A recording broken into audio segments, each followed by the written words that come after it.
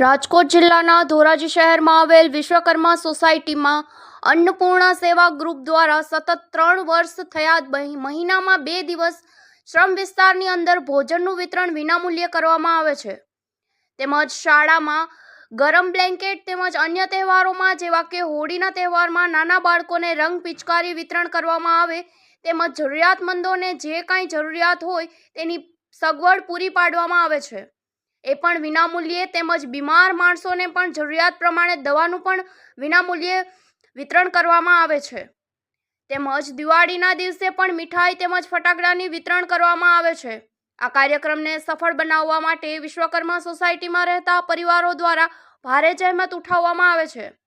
પત્રકાર રાજુભાઈ બગડાની સાથે Naresh Patni, DG news, Dhoraji.